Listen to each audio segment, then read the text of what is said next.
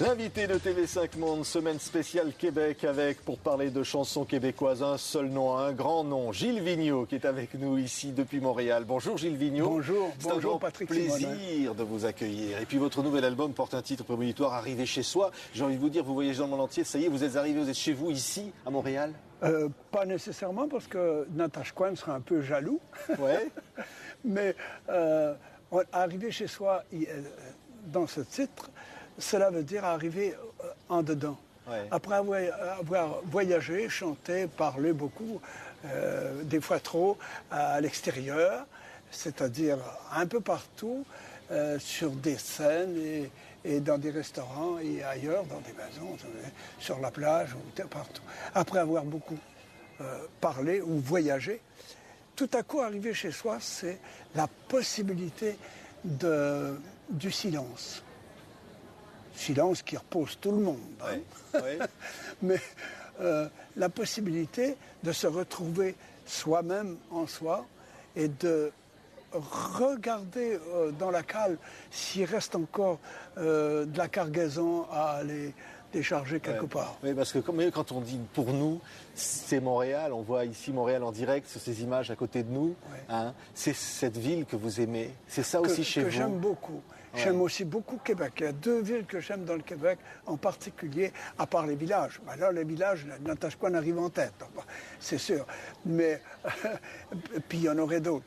Mais comme ville, j'ai vécu 18 ans à Québec, dans la ville de Québec, où j'ai étudié beaucoup.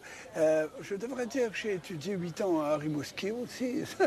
C'est pas négligeable. C'était les meilleures et les premières années, les plus importantes.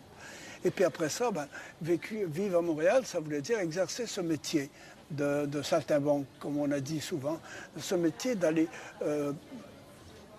proposer des chansons et des chansons à penser, des fois, des chansons à danser, d'autres fois, à des gens qu'on ne connaît pas. Ouais. Et qui sont tous importants.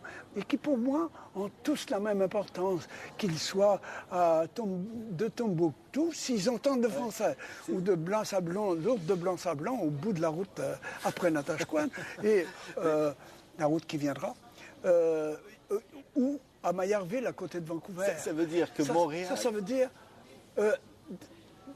Des lieux où l'on entend le français et où l'on a la possibilité de comprendre ce que je dis, de ce que je fais, quel est mon métier. Mon métier est vendeur de rêves. Ouais. Et ça veut dire habiter le français. On a l'impression que la francophonie, c'est votre pays aussi, comme le Québec. C'est un énorme pays, la francophonie. La langue est un énorme pays. On ne se doute pas à quel point les mots, après nous avoir habité, nous obligent à habiter la langue. Ouais. Et cela couvre un peu tout le tour, fait le tour de la planète. Et c'est de très bonne santé de penser que, pour la langue, de penser qu'à des endroits aussi imprévisibles, on parle français. Ouais. Tout à coup, il y a Julos Bocam qui dit ça. On parle français à Québec, à Bruxelles, puis là, il nomme une monstruosité de noms de villes où l'on parle français. Ouais. Mais vous, Gilles Vigneault, que vous avez chanté Mon pays, vous êtes aujourd'hui, finalement, vous avez porté l'âme de cette terre. Et vous la portez encore. Je n'aurais pas cette prétention, mais je tiens beaucoup à en faire partie. Ouais. Cela, c'est mon identitaire. Et mon identité, je ne peux pas la renier. Même si je voulais la renier, je ne pourrais pas. on me la rappellerait. Oui. Je porte mon identité partout. Et j'essaye d'être poli, de représenter ce pays de mon mieux, avec des mots qui correspondent à la vérité autant que possible, et qui font plus de bien que de tristesse. Ouais. C'est-à-dire que d'une certaine façon, vous ne vous appartenez plus. En quelque sorte, oui. Et c'est peut-être pour m'appartenir justement que j'appelle un disque Arrivé chez soi. Je commence par appeler le spectacle Chemin faisant, le titre d'une des chansons du disque, et ensuite j'appelle le disque Arrivé chez soi. C'est-à-dire aller voir dans la cale s'il reste quelque chose à offrir. Ouais. Arriver chez soi pour et être si soi-même. ça vaut la peine de repartir. Ouais. C'est pour être soi-même. Et c'est pour être soi-même. C'est pour savoir qui on est. Ouais. Soi-même. Et que l'on veut rester soi-même. Parce que vous êtes aussi l'image du combat pour l'identité de cette vérité du Québec. Ici, on a un identitaire et une langue française qui fait très intimement partie de cet identitaire, bien sûr, et de cette culture. On est aux barricades tous les jours. On est menacé de disparaître constamment au milieu d'un océan de 350 millions d'individus qui parlent autre chose. Bon, cela dit, à Montréal et à Québec, dans les villes au Québec, on est très ouvert à entendre, et d'autres mots, c'est prouvé, et d'autres manières de voir, d'autres manières de manger, d'autres manières de penser.